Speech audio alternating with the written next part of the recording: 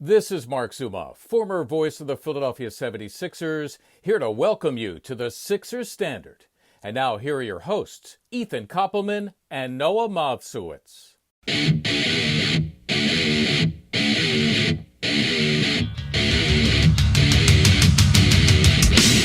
Yo, welcome back to another edition of the Sixers Standard Podcast.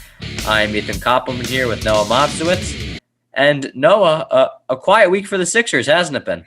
It has been a very quiet week for the Sixers, but not for the NBA, as breaking news as 2 hours while we're recording, 2 hours before we're recording, Donnovan Mitchell has been traded from the Utah Jazz to the Cleveland Cavaliers for Lauri Markkanen, Colin Sexton, Agbaji, 3 first-round picks that are unprotected, and 2 pick swaps, so a total of 5 picks.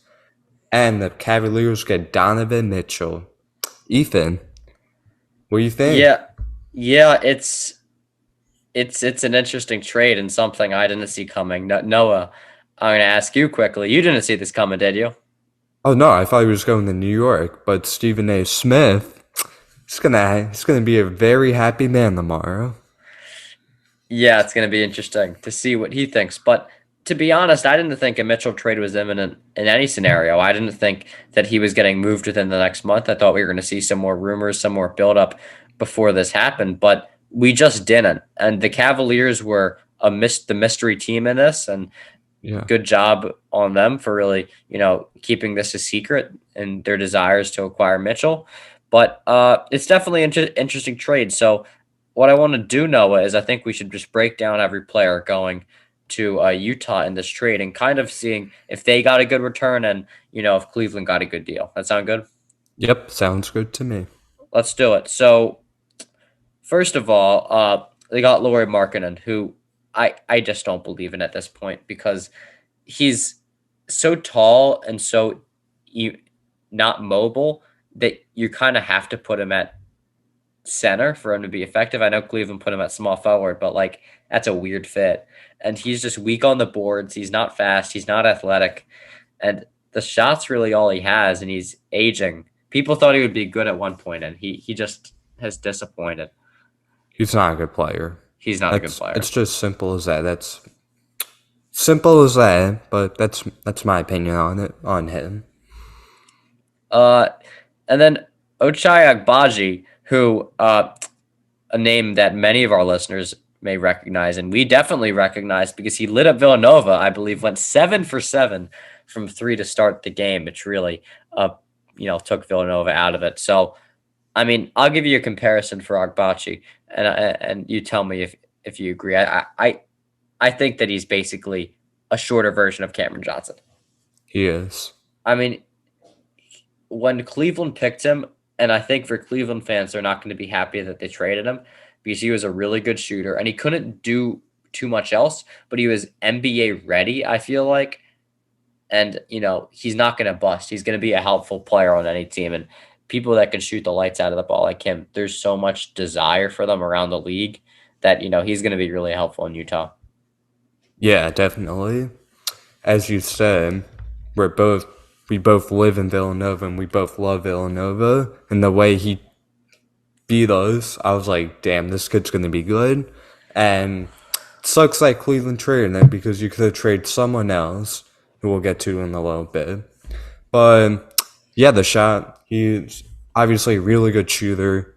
He can definitely develop defensively. And he's young. He's only 22 years old.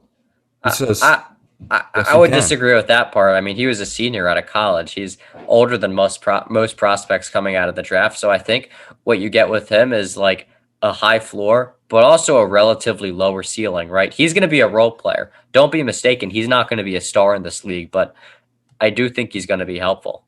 He will be helpful because of that shot. If it falls, it's golden. And then lastly, before we get to the picks, Colin Sexton, who, if they were going to make this trade, they either need to trade Garland and Sexton. We'll talk about this after, but I don't think the trade in general makes a ton of sense for them. And I'll talk about this after. But they needed to trade one of them if they were going to do this trade, and Sexton ends up being the odd man out.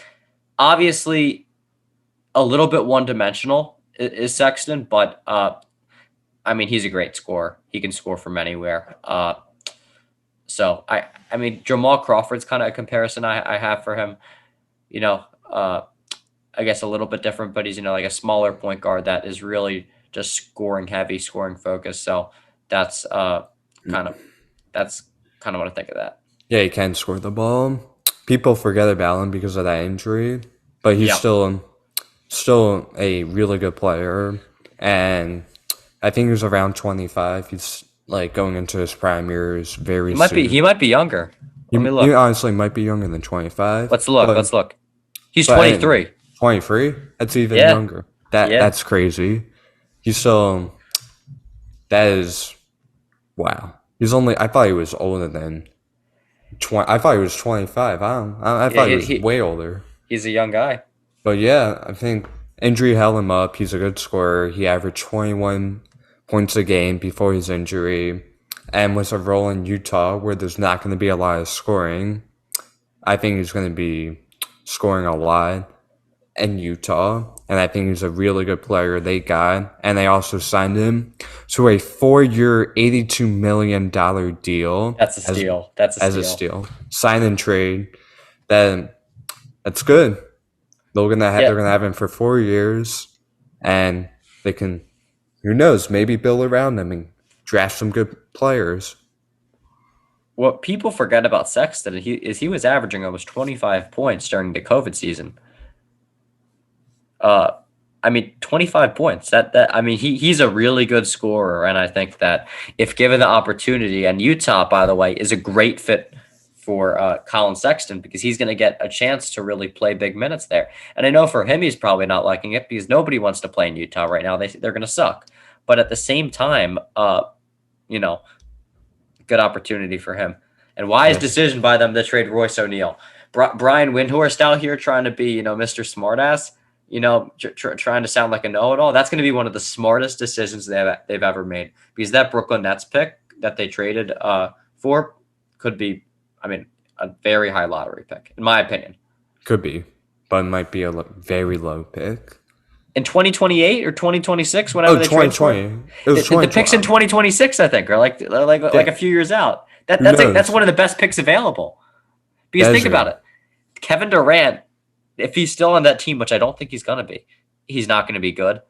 Look at the Nets now. They are the most win now team that there is in the NBA.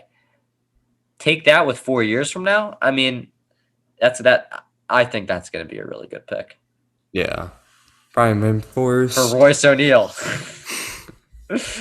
So anyway, we got a bit off topic there, but that is the trade package with Donnovan Mitchell. Of course, when we get to the picks, it is 3 first-round picks and 2 first-round pick swaps. So overall, a large haul for Utah, and I don't think you can say they lost a trade because Lauri Markkanen, while he's a bad player, he's not horrible. You get 2 really helpful players and a ton of picks. Yep. So trade they needed, and they got the trade. Yeah, I think they did a good job with that. And again, I think if you're a Utah fan right now, you might not be happy with the direction the team's going in terms of wins and losses, but I think you have to be happy with the moves your GM's making and know that the future will be bright for you guys because you got someone in charge that's competent. Yeah, Danny. Give credit to Danny Ainge. He's done this before. Doing it again. Who knows who Utah will have? So yeah, I mean, in the future they could be good. Yeah. So let's move on to the Cavalier side of this. And I don't fully get this deal for them because my presumption of the Cavaliers at this moment was that they were going to try to develop Darius Garland and make him a top 5 point guard. Darius Garland, here's the problem right here, is an on-ball player. He does not play well off the ball. Donnovan Mitchell is an on-ball player. He doesn't play well off the ball. Now, it remains to be seen, and possibly I could be wrong here, but I don't see how both players are going to get theirs and still be effective and contribute to winning basketball there. You know what I'm saying? Donnovan Mitchell, there's also a little bit of an age difference here, right? And not in every scenario this could be an issue, but Garland's 22, right? So, while he's really good, he hasn't been in the league a while. Mitchell's 27, is he? He might. Donovan Mitchell is 25. You're off by okay. 2. He's still a young Mitchell. But I guess even without the big age difference, Mitchell's been in the league a while. He's been in the league like 5-6 years now. Garland's been in the league like 2. I think it's the kind of thing where both players, and especially Mitchell, are going to have this sense of entitlement, as they should, because they're good players, and they're going to feel entitled to have the ball again, which they should, and they're both not going to be able to have it. I disagree with you, because I think they'll be able to work it. Because Garland averaged 8.6 assists last year, and that's good. But Mitchell can't play off the ball. It's fine if he doesn't have to. He doesn't have to. They can make it work. Make it work. But you see, but the problem. But here's the thing: Mitchell's not the point guard of the team; he's a shooting guard. But he's going to have to play off the ball. Mitchell needs the ball to score. I'm not saying he needs the ball to pass, but he needs to have the ball in his hands, take the ball off the court. I watched him. Their coach is really good. He's going to develop. But there's 48 minutes in a game. There's 48 minutes in a game. You know what I'm saying? I'm not trying to make a whole argument here, but there's a certain mathematical thing that states both of them can't always have the ball. And I think for more professional players, sure. But we talk about this with Darius Garland, and he's still trying to develop, right? Darius Garland is one hell of a player, and I think he's going to be an even better player. Potentially, who knows, a top 10, top 5 player at some point. But I think with Garland, he needs to have a couple of years, maybe 1 or 2 years, where he can just develop fully and kind of explore everything and be the guy there without somebody else, trying to squeeze out as many minutes of that 48 as possible to try to make it work. And I don't know, maybe it's going to work, but at the same time, Cleveland's trading up a lot of their first round picks. And what if it doesn't work, right? Because then you have Darius Garland, who's not as good as he could have been, and Donovan Mitchell, that's probably not happy there. That's the worst case scenario. Maybe I'm wrong. Maybe it works. All I'm saying is I think Cleveland could regret trading all of these first-round picks. Who knows? Maybe they'll regret trading Agbaji too, and trading this big package for Mitchell, who could prove unnecessary to this team and maybe detrimental. Well, I think it's going to work, and I think everyone thinks it's going to work because these are 2 guys who can score the ball, and we know that. It's hard to guard both of them, and when they get their mismatches, they will exploit them and attack them. And sometimes they won't be on the floor at the same time. Maybe the coaching staff, they're going to put Darius Garland with 2 or 3 bench players, and they would do that with Mitchell. But I think it's going to work. These are 2 very hard players to guard, and I think they're going to get their opportunities. And Mitchell's not. I don't think Mitchell will be that. In Utah, he had to be the man. He had to, because no one could score in that team. They could all, you had Bogdanovich, who could shoot and all that. You had Bogdanovich is not that good. But he can shoot. He's decent. He's not. He averaged 17 points. So yeah, but a week 17. Because he doesn't do anything else. He plays horrible defense. I have no doubt that Agbaji is going to be better than him. He will be, but he can.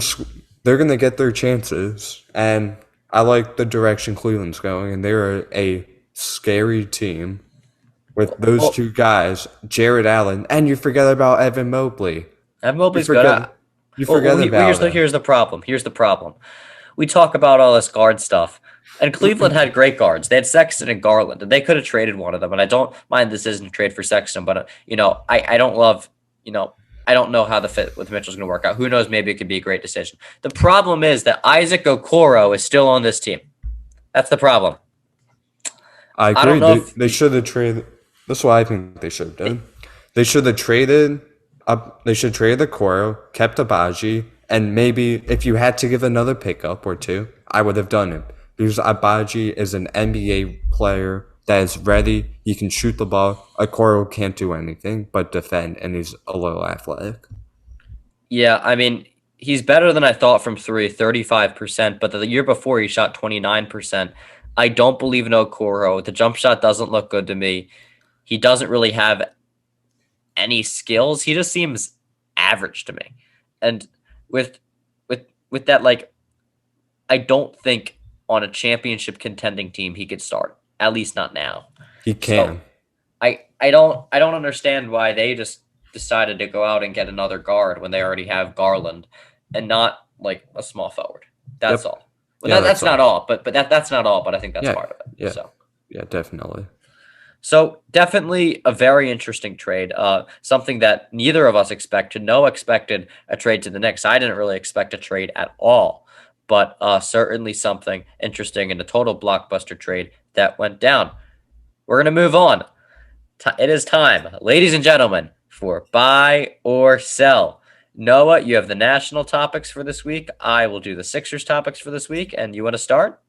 I will start. Okay. All right. So last year, I'm going to give some context. Last year, for my first question, 3 of the Cavs starters made the All-Star team. Or 2. Fraudulent. Fraudulent. They're like Darius fake Garland, All-Stars. Jared Allen. But here's the thing.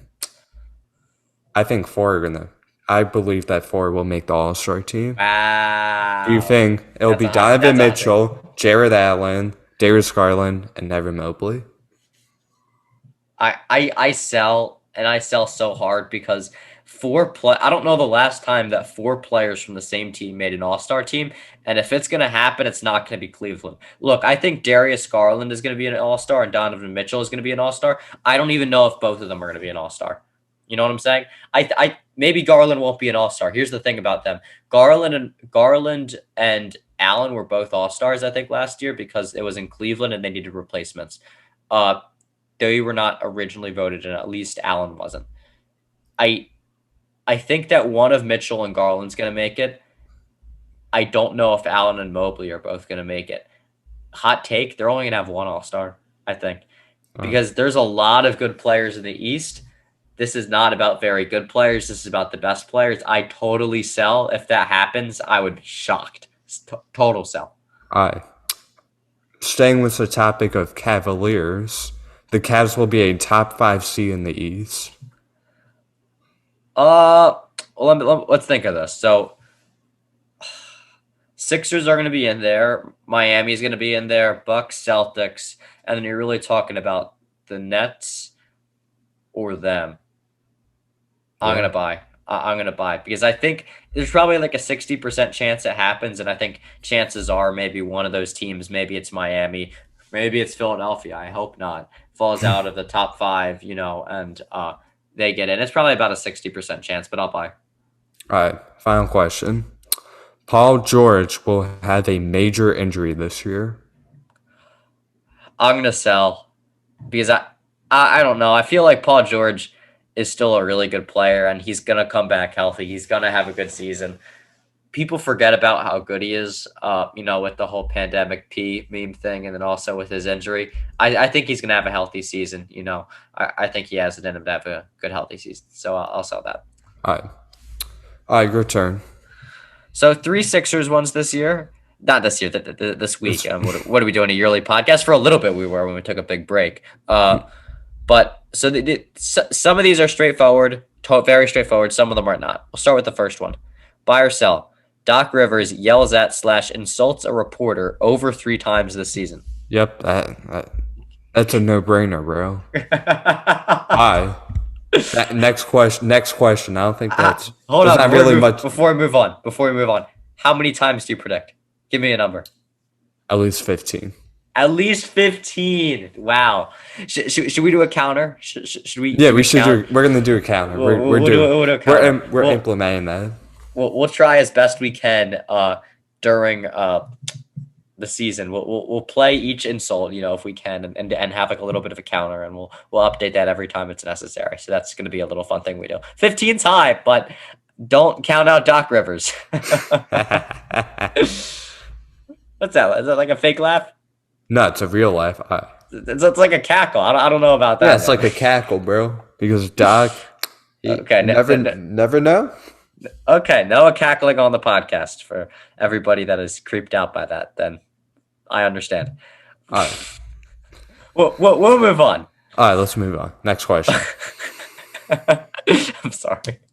But buy or sell. Joel Embiid averages over 28 points per game. That's a buy. He averaged 30 points last year. He's a hunger. He has that mentality in him.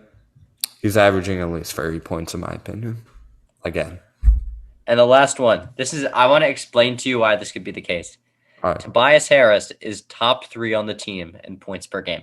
No. Now Nope. think about it. One of Tobias Harris or James Harden could have a really bad year. One of them gets hurt all season and they don't qualify for the amount of games. Sell. That's a very no. You have Joel Embiid, who's going to average 30 points. You're going to have Tyrese Maxey, who I believe is going to average a lot more points than he did last year. Well, and what then if one of him or Harden takes a step back? What if one of those three gets injured? You know what I'm saying? Yeah, He's but out I don't. for most of the season, doesn't But qualify. you can't. But that's a hypothetical standpoint. But what do you mean it's a hypothetical? It's possible. This is realistic. Well, it's hypothetical. But anyways, but all these are hypotheticals. This whole thing is hypothetical. All right.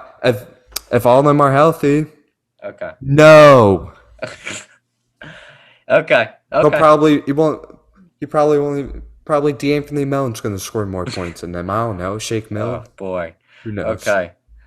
So let's move on. And we're going to go to the trivia question of the day. I do want to shout out Ben Brescher, who got the right answer last time. The question was, who was the Sixers GM after Brian Colangelo resigned? A little bit of a trick question here. Am I right, Noah? Yep. And the answer...